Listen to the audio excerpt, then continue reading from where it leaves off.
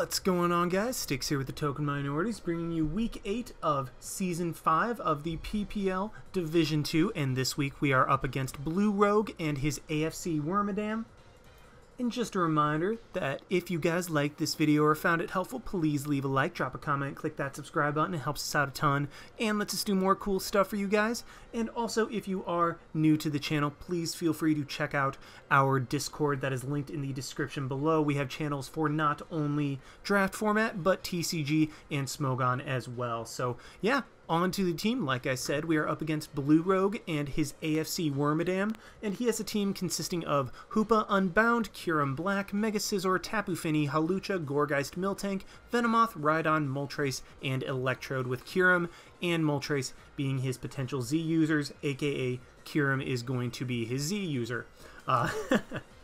But looking at his team, basically it's just a bunch of threats. I mean, namely Hoopa Unbound and Kyurem Black, both of which are 2 mons that, plain and simple, do not have any guaranteed switch-ins. I mean, they are mons that you are forced to scout out their set, and really the only way you potentially have a switch-in is if you happen to guess the set that they are correctly and bring in a mon that can quote-unquote deal with that, because, and I say quote-unquote, because they have coverage for really any situation. Yes, Kyurem is lacking a little bit on coverage, but with the advent of Z moves, it now has a physical ice attack that it can just spam, because ice is one of the best offensive types in the game, and just absolutely obliterate something.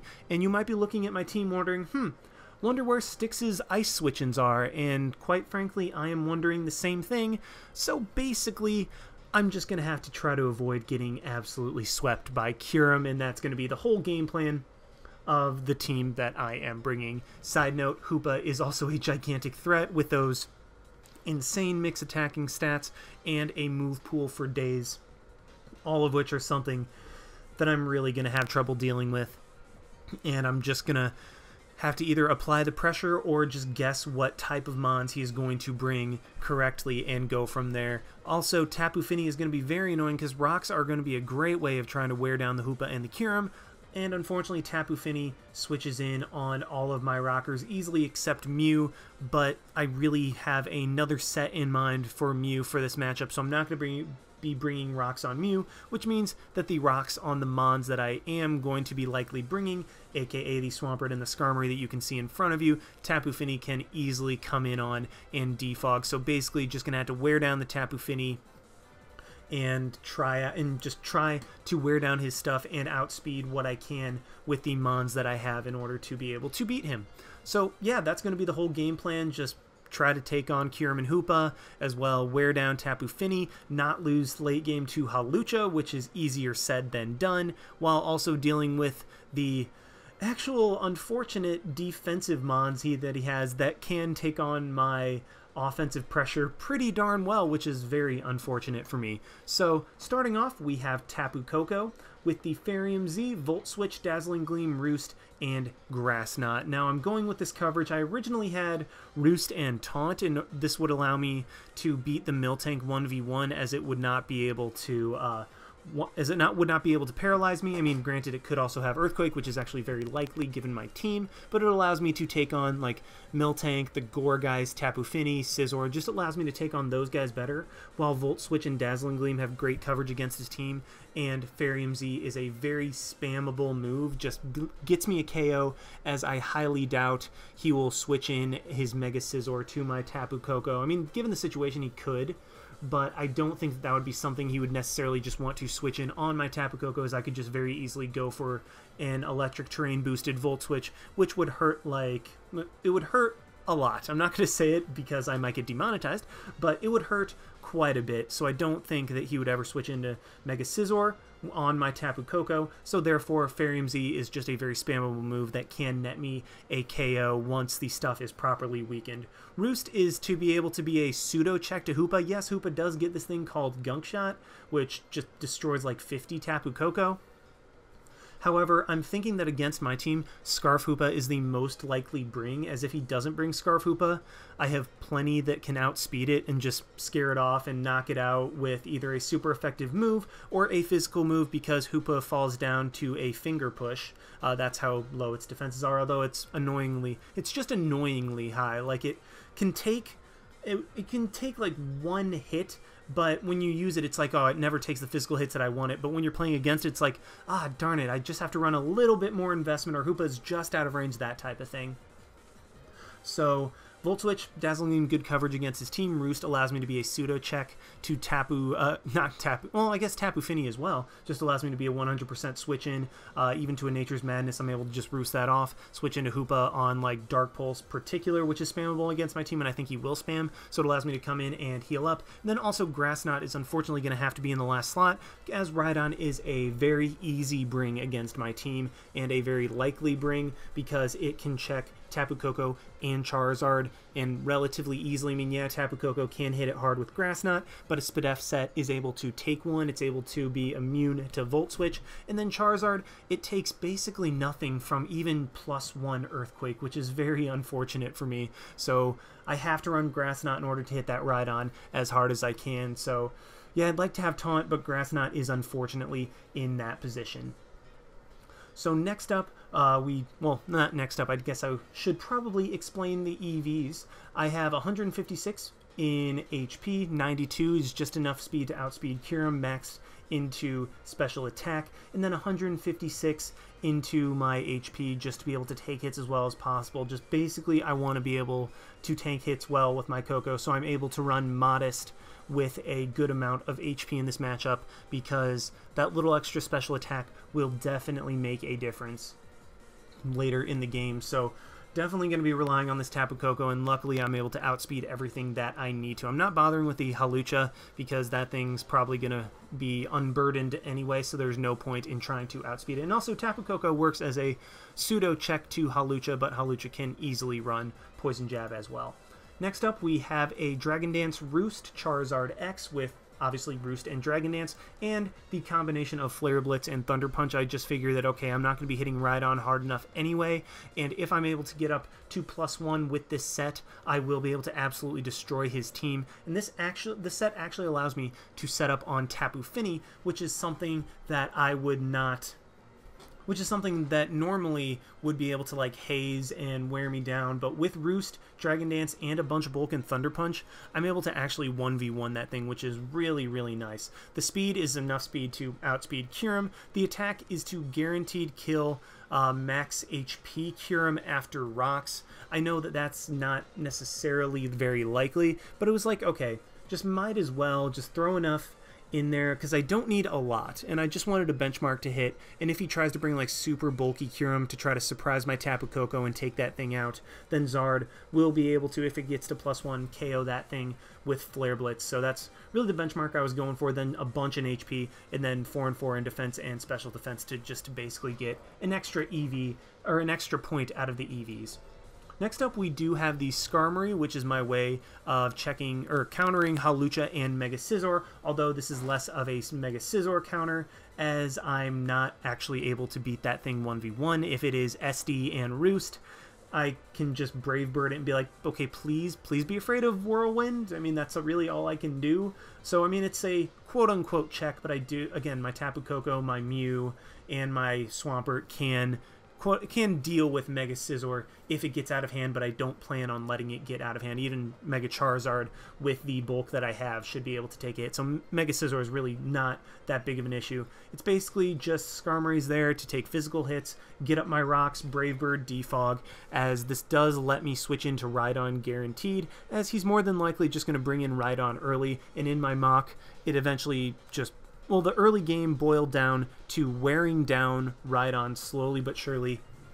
Skarmory lets me switch in 100% of the time if he does reveal to be like Double Dance or something like that. First of all, it's not going to be taking hits well from Tapu Koko at all.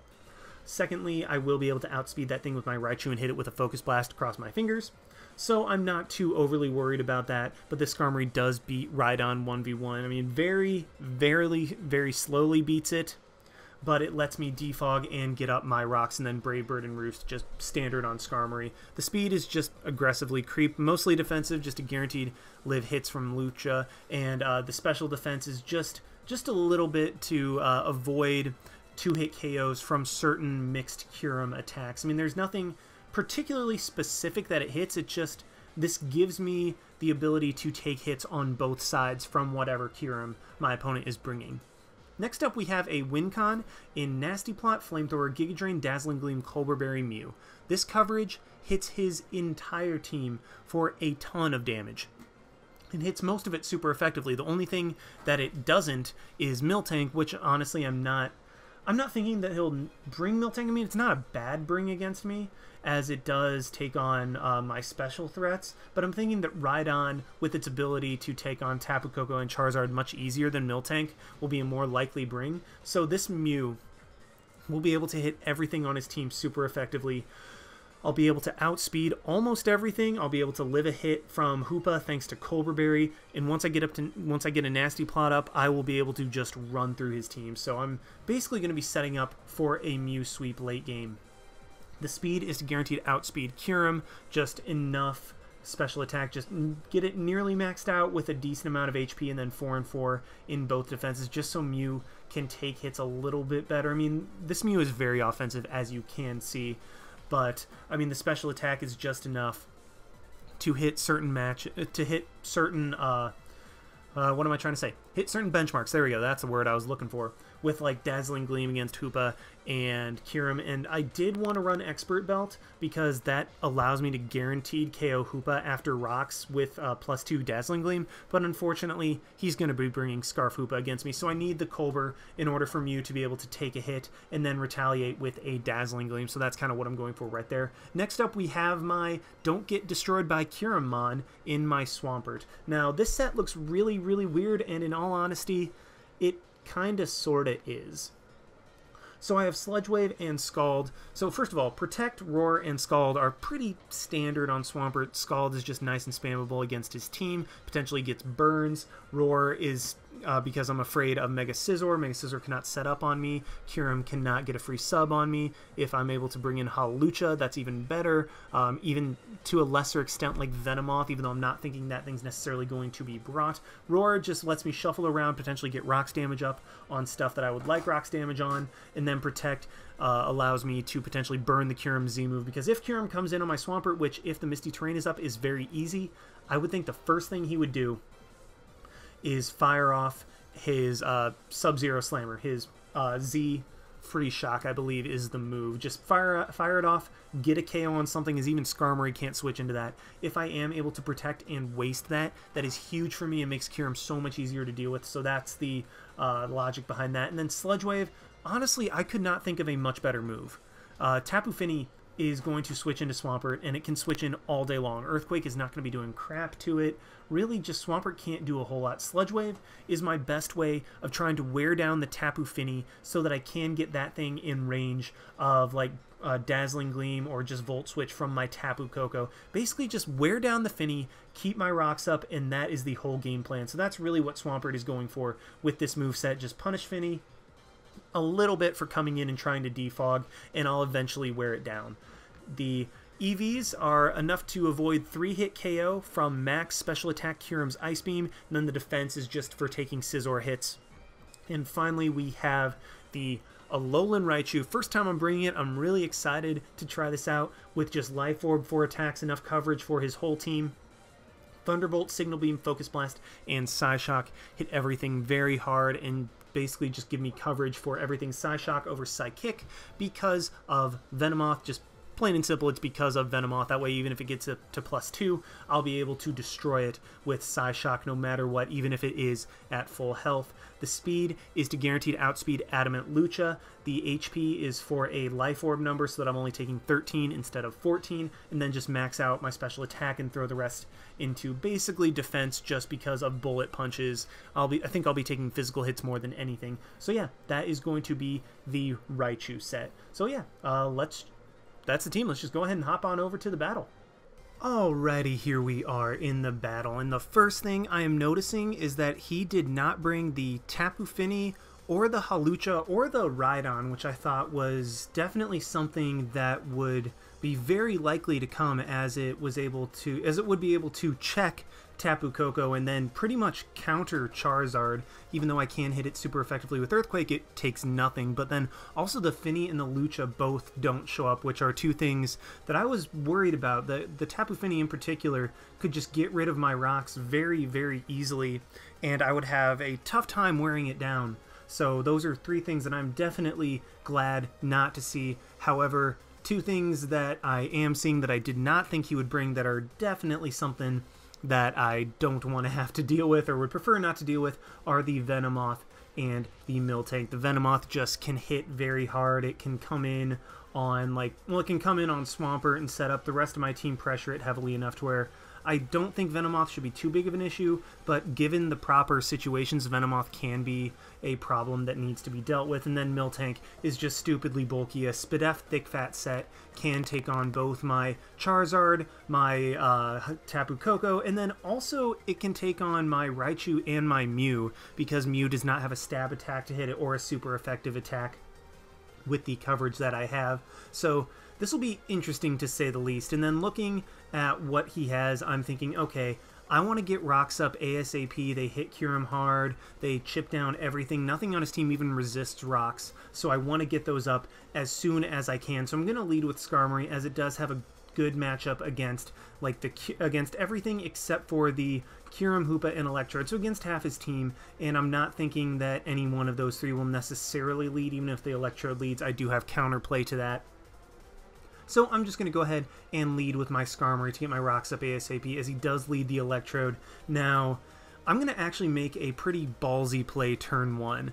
With my team, Swampert is a very, very easy switch into Electrode, and Electrode has to run HP Grass in order to hit it super effectively, which, to be fair, he can run pretty easily against my team, so I'm thinking that'll be part of his coverage. But with a Skarmory against him, first of all, Swampert will not be one-hit KO'd by a Life Orb or a Specs HP Grass, so I don't think he'll go for that immediately. Well, actually, hold on. I think that knowing that I have Swampert on my team and knowing that I have a Skarmory out against an Electrode, he will think that I don't want Skarmory to be brought down to Sturdy immediately, as I do kind of need it for things like Scizor and Hoopa and Kyurem to a lesser extent, as well as Venomoth. So Skarmory is very important to my team for this game. However, turn one, he knows that I have a Swampert. Swampert's a super easy switch in. And if he goes for Volt Switch and I go into Swampert, he can't OHKO me with HP Grass, so I will be able to either get a hit off on the Electrode or just whatever he wants to bring in. So I'm thinking that, okay, Skarmory is pretty much safe. I don't think he's going to go for Volt Switch. I really, really doubt he would go for Volt Switch turn one, so I'm just going to take this opportunity, get up my rocks, see what Electrode wants to do, as it does go for the foul play, and that does absolutely nothing to my Skarmory, as I am able to get rocks up right there. So that was a very nice turn of events. But now, seeing that, okay, he can go for the electric move, I don't want to just sack Swampert to a predicted HP Grass if he goes for that, as he did predict first turn. So I'm just going to go straight into my Tapu Koko, knowing that, okay, I can take the HP Grass with ease, I can roost up, and I don't want to risk Swampert just yet. I mean, Swampert is there to not only deter Electrode, but it's mainly there for the Kyurem Black, like I said, so I need to keep it healthy if I want to be able to whittle that thing down. But he does get me with the Volt Switch right there, is able to get off an electric terrain Life Orb Volt Switch against my Tapu Koko and go into his Hoopa. And now Hoopa is a big threat. So, like I said, I mean, Swampert's not just for Kyurem, it's for Hoopa as well, so I'm just going to go into that, scout out the damage. If it was physical, then Skarmory could take it on with ease. If it's special like it is, it's not going to be able to two-hit KO me. So I am able to switch in my Swampert right there, as Hoopa does just go for the Psychic. I did calc that to be not Specs damage, and because it's not Specs, I am 100% expecting that thing to be Scarfed. So my plays, I will have to play around that, as it will be able to outspeed everything on my team except for either Charizard at +1 or my Alolan Raichu under Electric Terrain. He switches into his Scizor as I just go for the Scald. I mean, I figure, okay, I can get some damage off on Hoopa, get it in range of Mew's Dazzling Gleam if I'm not at +2. Just basically get it in range of not being able to switch into anything later in the game, ease prediction, and then I can potentially get a burn on whatever comes in. As, like I said, Scizor comes in, I get good damage off on it. Unfortunately, no burn, but Scizor being in, it really can't do a whole lot to me, being Mega Scizor. I mean, it can set up, but I have play around that, so I'm just going to stay in, go for the Scald as he defogs away my rocks, and this is fine. Like, I'm recovering HP. I'm just going to be able to continually spam Scalds, hopefully get a burn on something, as Scizor's low, and he U-turns into his Venomoth, and this is what I was talking about with Venomoth being a potential threat. I do 40% to the Venomoth, which is very nice. That is very good damage. Puts it in range of all of Raichu's attacks pretty much, even just a Thunderbolt at +1.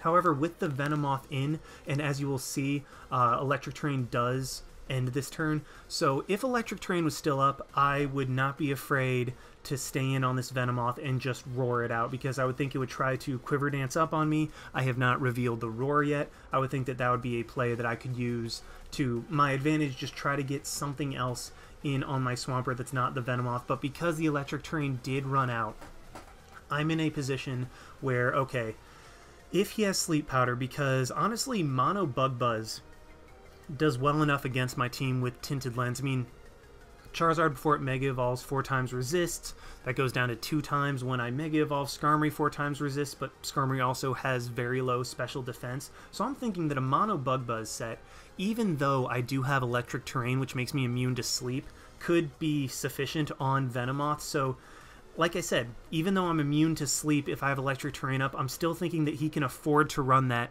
as just a 4th move slot. So I am fearing that and wanting Swampert to be able to stay awake and not just let Kyurem get free subs up on me. I'm going to switch out, go into my Tapu Koko, try to predict the Sleep Powder as he actually just goes for Quiver Dance. So unfortunately, now that Venomoth is at +1, I'm going to have to sack something, and I determined that Swampert is going to be the most useless. Yes, it was my switch into Hoopa, but after it took that first hit, it's not going to be switching into anything from Hoopa at this point. Kyurem with just, I mean, if it's physical, it takes me out. If it's special, it takes me out. Basically, there's nothing really Swampert can do, and Skarmory has the rocks too, so even if I did have rocks on Swampert, but I don't, so Swampert is therefore the most expendable. So I do go down to the Bug Buzz from Venomoth, but what this does mean is I get a free switch into my Raichu, and I'm going to be able to heavily dent, if not kill something. He decides to sack off the Scizor, and I did calc that at +1, my Raichu would be able to KO the Venomoth, even with max HP,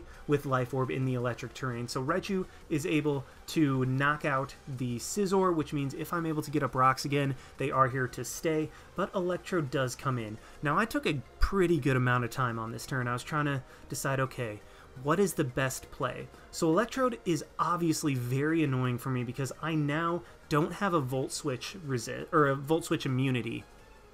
All I have is a Tapu Koko that resists and a Raichu that resists. So Electrode is going to be very annoying from this point on in the match. Additionally, I did calc it, and unfortunately, Psyshock from my Raichu will not be able to OHKO the Electrode from here, so I can't just take a free knockout on the Electrode. So it's coming down to, okay, Electrode's annoying. Do I want to save Raichu for later in the game and potentially just trade my Raichu for his Electrode right here? Or do I want to switch out on, or do I want to switch into something, take a Volt Switch, save Raichu for later, but then live knowing that Electrode, or just continue with the match knowing that Electrode can still just come in and be able to revenge stuff, or just be a very speedy nuisance that can Volt Switch under the Electric Terrain. So at this point, like I said, I took a good think on this one and decided that, okay, I can sack off my Raichu right here. Like, yes, Raichu is very, very good for later in the game, but I do think I have the tools to break through his team with the rest of my team, to where if I get rid of Electrode and trade Raichu for Electrode, that will be beneficial for me, and I think I can come out on top in the end. So that's why I do just decide to go for the Psyshock right there. You see that it fails to pick up the KO, but he over-predicts, goes for a Volt Switch. Raichu takes that very well, and Electrode goes down to Life Orb. So that honestly could not have gone better for me. I mean, I'm able to take out the Electrode. Raichu is still relatively healthy. I mean, I still get 5 Life Orb shots to be able to fire off, and his team does not take on Raichu well. And I'm still under the electric terrain, so whatever he goes into has to be able to take a hit. I mean, Kyurem, I'll be able to hit with a Focus Blast. Hoopa gets knocked out by Signal Beam. Venomoth gets knocked out by Psyshock or Thunderbolt. So the only thing he has that can take a hit is his Miltank, which he goes into right here. And Miltank is another thing that is going to be an issue for me. So Miltank, like I said from the beginning, is going to be tough for my team to break down just because, I mean, if it's Spadef, then it obviously can take on my Mew, my Raichu, and my Tapu Koko relatively well. Mew, even though it has Nasty Plot, can get worn down with Toxic and then just Nasty Plotting up, trying to wear it down with non-stab hits is not going to go particularly well. It can have Thick Fat for Charizard, so basically Miltank is a problem that I definitely have to deal with. So once again, I am going to stay in with my Raichu, scout out what type of set this Miltank is, and regardless of what type of damage I get off on Miltank, Raichu into Tapu Koko will be able to KO the Miltank from whatever range it's at. Like Raichu's Thunderbolt into Tapu Koko's Thunderbolt will be my play to knock out Miltank if he chooses to just knock out my Alolan Raichu with his Miltank there. So that's what I'm going to go for. And unfortunately, I do get a critical hit and knock him out, and that 100% mattered. I'm not even going to...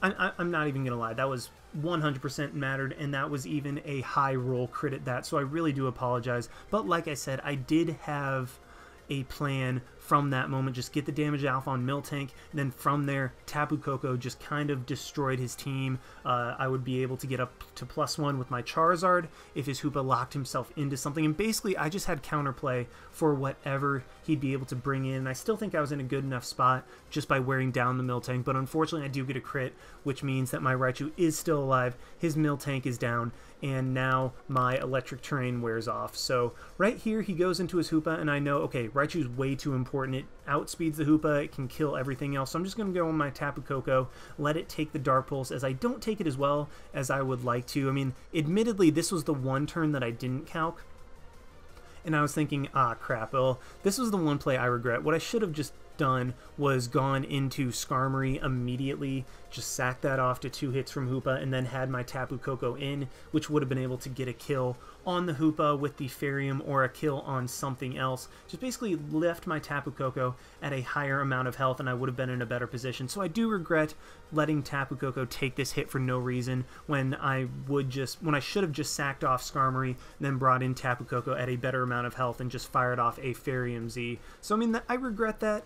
But here I am like, oh crap, I messed up. I'm just going to go into my Skarmory. As he brings in his Venomoth, I'm assuming he thought that I was Scarfed or something like that, and Venomoth tries to roost up on my Skarmory, as instead of getting my rocks up, I was like, okay, I'm going to get something significant with the Skarmory. Brave Bird is either going to put Hoopa in damage of just regular Dazzling Gleam from Mew. Basically, Brave Bird damage, I mean, it might even take out the Hoopa. I didn't actually calc that. I was like, okay, Brave Bird is going to get me the damage that I need on any of his 3 Mons to be able to win the game. And unfortunately, he does just decide to roost up with the Venomoth, which does allow me to take that thing out with the Brave Bird.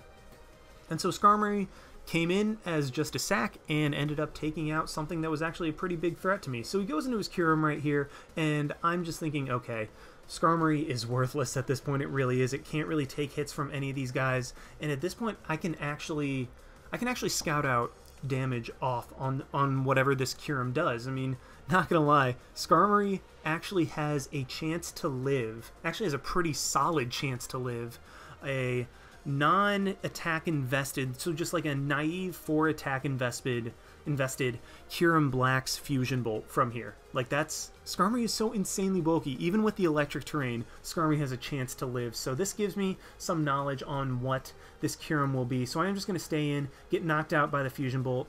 That tells me that, okay, he either got a max roll, which is highly possible, but it is more likely that he is attacking Kyurem, or physically attacking Kyurem as opposed to specially attacking Kyurem. So, I mean, while that doesn't inherently help with my plans from here on out, it is just good to know so that I can be like, okay, well, I can expect Dragon Claw then. I don't have to necessarily expect Earth Power, just different things like that. Just knowing what type of Kyurem that I need to calc for things like Mew and Charizard. So Skarmory does go down, and I have a choice of things right here. So I'm going to have 1 turn left on the electric terrain. I'm going to need the Electric Terrain to be able to revenge kill Hoopa, otherwise Hoopa will have a chance to flinch me down, and I will lose the game to a potential flinch fest from Scarf Hoopa, because Tapu Koko is in range due to me sacking it off, or not sacking it off, but switching it in right there. So I don't want that to happen. I want to guaranteed have the Electric Terrain up for my Raichu to be able to outspeed the Hoopa and hit it with a Life Orb Signal Beam and more than likely knock it out. So I could go into Tapu Koko and then just KO this Kyurem with a Fairy Z or the Hoopa and potentially win the game from there. But one thing I was thinking of, okay, if this is Scarf Kyurem and I go into my Tapu Koko and he gets the surprise KO on my Koko, then I would not have Electric Terrain, and potential Scarf Outrage from Kyurem could win the game for him. So not wanting that to be the case, I'm thinking, okay, if he is Scarf, he's locked out, he's locked into Fusion Bolt, so I'm just going to go into my Charizard, fire off a Flare Blitz. He's either going to get good damage off on Kyurem and let me know it's set, or it's going to knock out the Hoopa. Either way, I am fine with that. So I do outspeed the Kyurem, which reveals that he is not Scarfed, and he is going to knock me out with a Dragon Claw. And while it looks like Charizard didn't do a lot, that turn was actually very, very huge, because if he was Scarfed, then Hoopa would have gone down, or Kyurem would have been 2-hit KO'd while not 2-hit KOing me back, and I would have just straight won the game. But the fact that Charizard was able to show me that Kyurem was not Scarfed, what that does do is allow me to go into my Tapu Koko, reset up the Electric Terrain for 5 more turns, meaning that Raichu is guaranteed going to be able to outspeed the Hoopa, fire off my Fairy Z right here, get a knockout. I mean, if you went into Hoopa, that would be 1-hit KO'd, and then Kyurem would have been knocked out by another Dazzling Gleam from there. So yeah, now that Tapu Koko is going to go down to Scarf Hoopa's Dark Pulse, but Electric Terrain is up, my Raichu is still alive, and I am going to be able to knock out this Hoopa with a Signal Beam. The crit did not matter at all. I calced after the game. I did a minimum of 88.1, and that did 87.9 to the Hoopa. So guaranteed had the knockout right there. So yeah, that's a game. We are able to bounce back from last week's unfortunate choke fest. And I will be honest, the crit on Miltank did matter quite a bit. Actually, it completely mattered in terms of knocking the Miltank out. But the end game would have been much different, and I think that Tapu Koko, Charizard, and Mew would have been able to pull the game out, especially once Hoopa locked itself into a move. I would have been able to get up to +1 with Charizard and potentially had the ability to sweep through his team from that point. So yeah, that's the game, guys. Thank you so much for watching. Like, comment, subscribe, all that good stuff, and this is Styx signing out. Why not? See you guys.